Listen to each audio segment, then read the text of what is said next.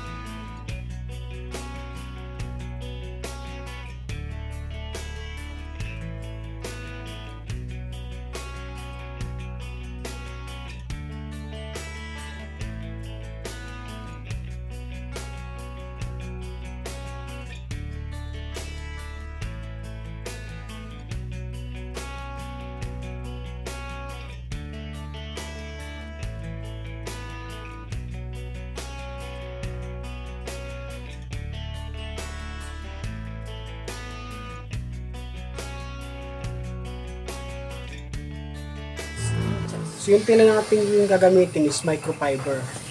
Ang natin gagawin dito is tatabasin mo natin yung tela. Mula dito sa tela na to, susukat tayo ng 75 inches sa pinakalaylayan ng cover na to. 75 inches.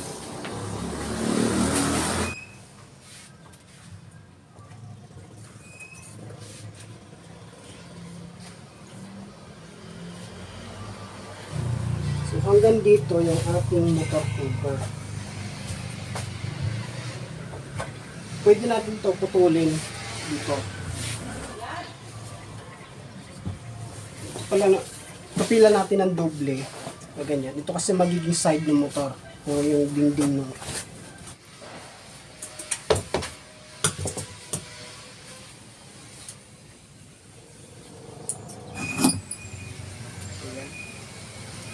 kaya gagawin naman natin dito is ang sukat sa ulihan is 30. So gawin na natin siyang 30 para kalahati lang nito. Sakto siya. So 29 lang. Tapos lahati niyan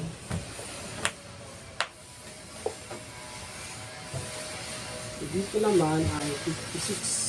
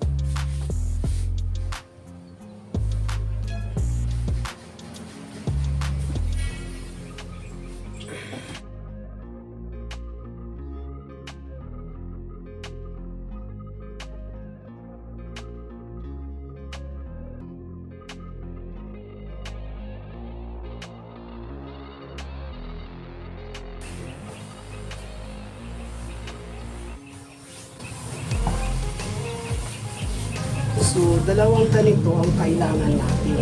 Dalawang ganitong tapas. Kung hindi na kasya, magdudugtong tayo. So, kailangan maging ganito din siya.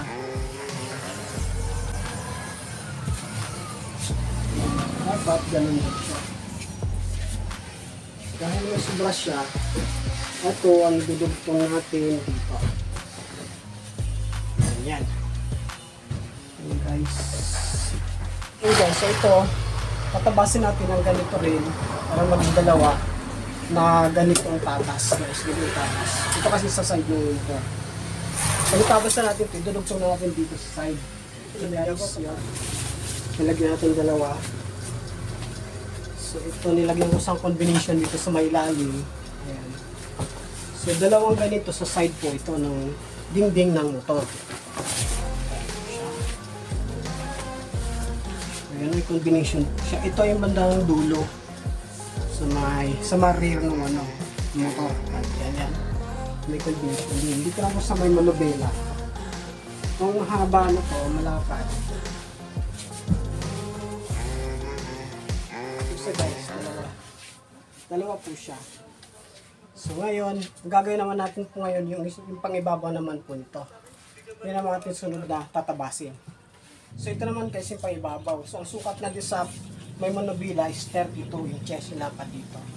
Then dito sa may tangki is ginawa ko siyang 20 inches. Tapos yung haba naman niya mula sa manubila na ibabaw hanggang sa pinakadulo ng motor is 60 inches. Hanggang sa tail end ng motor, 60 inches. Ito naman, tabasin ko ito ngayon.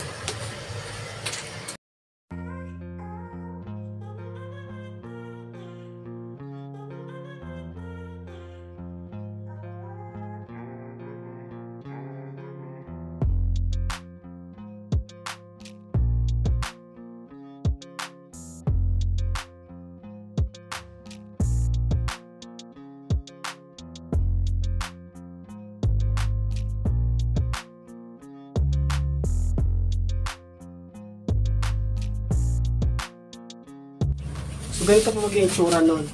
Yan. May ibabaw po ng motor sa ganito. Yan. Ito yung motor yung ibabaw nun. Ito yun.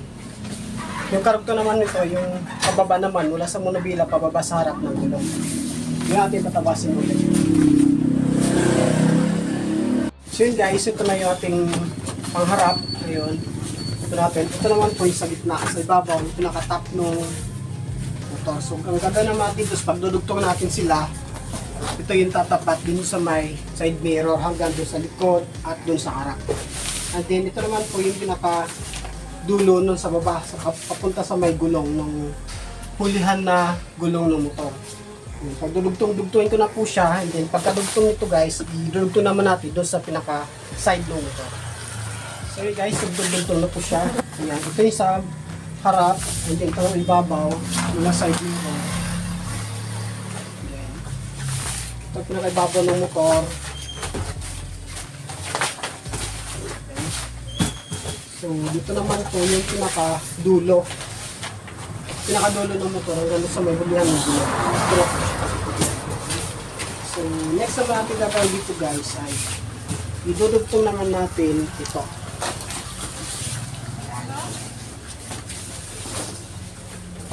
So, ang dugtong nito ay paganyan. So dito po ang dugtong niyan. Ayan. Ibabaw. Mula dito sa gitna papunta dito sa dulo.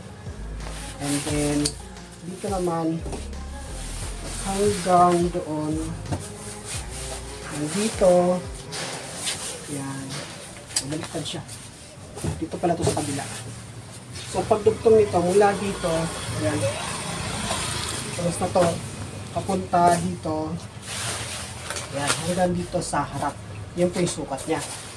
And then dito naman sa gitna, papunta dito, paikot, ikot yung ganyan, then pag ganon, and pag ganyan. So sakto lang po siya. Okay, guys, papakita ko lang po sa inyo pag buo na siya, or para hindi sumabang ang video. So pag buo na siya, pakita ko po sa inyo. Okay guys, so ito na guys, yun, nagdugtong-dugtong ko na siya. So yan, yan. So inijing ko po siya guys para mas matibay. So ijing po ginamit ko dito sa pagdugtong-dugtong ng mga side. So buo na po siya. So combination na siya na patig. Ito na po ibabaw niyan.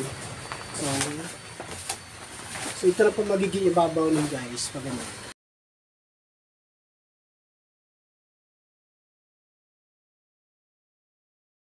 So ayan.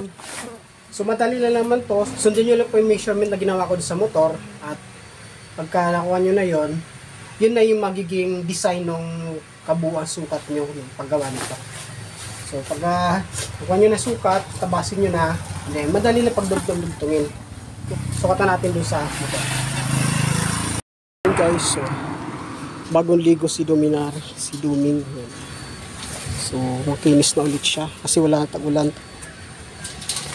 Wala nang tag-ulan ngayon at tumigil na si ulan. Kaya makinis na ulit siya. Diba? Tuntag. Diba guys? Then, so ngayon, ang kanyang damit ay suot naman natin sa kanya. Diba? Tuntag na siya. Diba guys? So ngayon naman, dadamitan natin siya.